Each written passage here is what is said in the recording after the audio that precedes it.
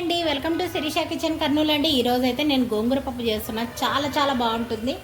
చాలా ఎంతో రుచికరంగా ఉంటుందంటే అంత బాగుంటుందండి. దాంట్లోకి చూడండి 2 కట్టలు పుల్ల గోంగూర తీసుకున్నాను. అలాగే ఒక కొత్తిమీర, అలాగే ఒక పెద్దది ఉల్లిగడ్డ కట్ చేసి పెట్టుకున్నాను. అలాగే ఒక చిన్న గ్లాస్నర దాన్ని తీసుకున్నాను. కడిగి దీనిలోకి వేసేది చూపిస్తాడు.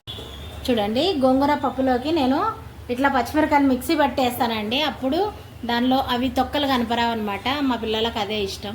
ఇప్పుడు గోంగూర పప్పులోకి ఏమేమి వేస్తామో చూపిస్తాను. చూడండి పచ్చిమిరకాయలు మిక్సీ పట్టేసుకున్నాను. ఒక కొత్తిమీర కట్ట అనమాట.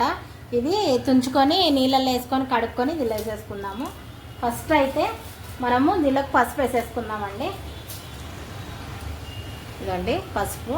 నాకు కొంచెం కారంగా ఉండాలండి. పుల్ల కారంగా ఉంటే బాగుంటుంది గోంగూర పప్పు. మరి సప్పగా ఉంటే నాకు ఇష్టం ఉండదు అంతగా.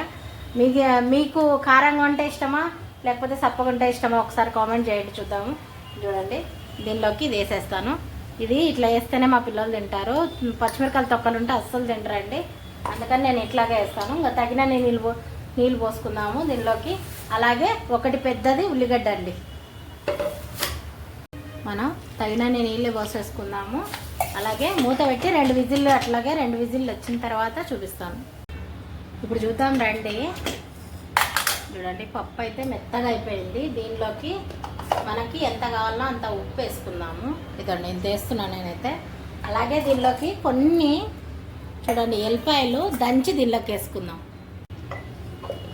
అంతే అండి, తొందరగా మెదిగిపోతుంది అనమాట. మనకి మిక్సీ పట్టుకున్నాం కదా పచ్చిమిరకాయలు, అందుకని. ఇప్పుడు ఇట్లా గిన్నె పెట్టుకొని దీంట్లో తిరువాతకండి కొంచెం నూనె ఎక్కువ వేసుకోండి. కమ్మగా ఉంటుంది అనమాట పప్పులో. తిరువాత చాలా కమ్మగా ఉంటుంది. నూనె అయితే కాగింది. దానిలోకి కొన్ని ఎల్లిపాయలు, అలాగే కొంచెం ఆవాలండి, కొంచెం జీలకర్ర వేసుకుందాము. ఈ తిరువాత రండి భలే కమ్మగా ఉంటుంది పప్పులో మాత్రం. అలాగే కొంచెం కరివేపాకు వేసుకుందాం. కొన్ని ఒట్టిమిరకాయలు వేసేసుకున్నాం అండి. ఇది ఎర్రగా అయితే చాలండి, బాగుంటుంది. చూడండి అయిపోయిందండి. ఇది తిరువాతకి వేసేసుకుందాం మనం. వేసుకున్నాము.